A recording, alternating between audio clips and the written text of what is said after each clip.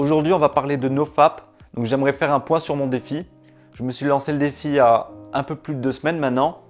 Et justement, c'est à partir de la 2e semaine que ça commence à devenir vraiment difficile. Et c'est là que j'échoue habituellement. Donc, je rappelle, mon objectif, c'est de tenir un minimum 1 mois.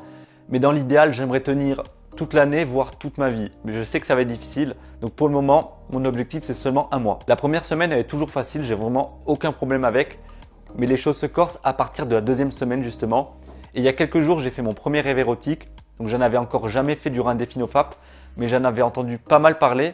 Et j'ai surtout entendu dire que c'est à partir du moment où on fait son premier rêve érotique qu'on échoue. Je pensais que si un jour je devais faire un rêve érotique, ça n'aurait aucune répercussion sur ma motivation. Parce qu'au final, ce n'est qu'un rêve. Mais je me rends compte que pas du tout.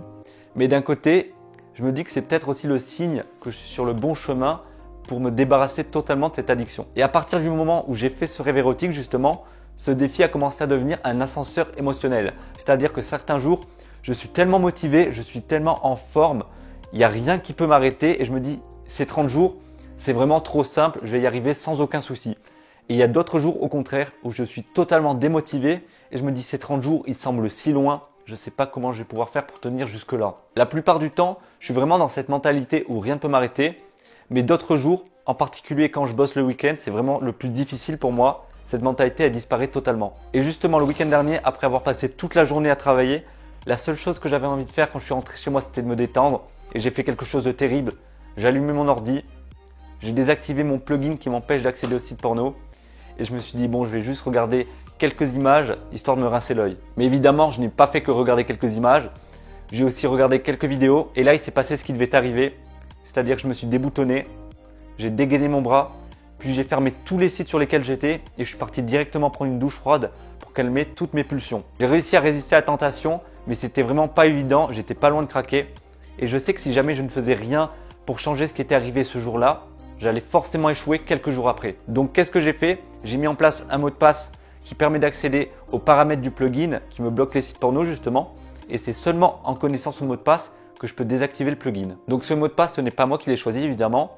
J'ai laissé mon frère le choisir et c'est la seule personne à le connaître. Donc je n'ai vraiment plus aucun moyen de désactiver le plugin aujourd'hui. Si jamais dans les jours à venir, je devais encore me prendre un coup d'ascenseur émotionnel qui vraiment briserait toute ma volonté, ben je sais que je n'aurai que 2 moyens d'accéder à des sites porno. C'est soit via mon téléphone, mais ça je le ferai jamais parce que ça bousille totalement le téléphone et j'ai pas envie d'en racheter un juste pour un petit moment de plaisir. Soit en allant demander directement le mot de passe à mon frère pour désactiver le plugin.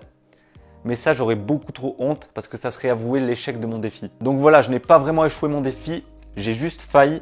Et maintenant, je repars plus motivé que jamais pour accomplir ces 30 jours. Il faut que vous sachiez une chose si jamais vous testez le NoFap comme moi. C'est qu'en soi, tout seul, le NoFap, ça ne va pas changer votre vie.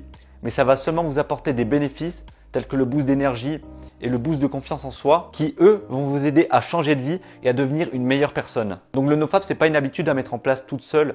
Il faut vraiment être dans une optique d'amélioration de sa vie en général et donc mettre en place plusieurs habitudes complémentaires qui vont vous aider à atteindre vos objectifs. Personnellement, l'habitude que je trouve vraiment complémentaire avec le NoFap, c'est la douche froide.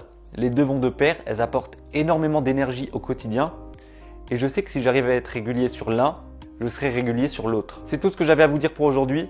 Je vous donne rendez-vous dans la prochaine vidéo sur le NoFap qui sera dans 2 semaines, justement pour fêter les 30 jours, si j'arrive à tenir jusque-là. Et d'ici là, je vous dis à demain pour la prochaine vidéo. Ciao!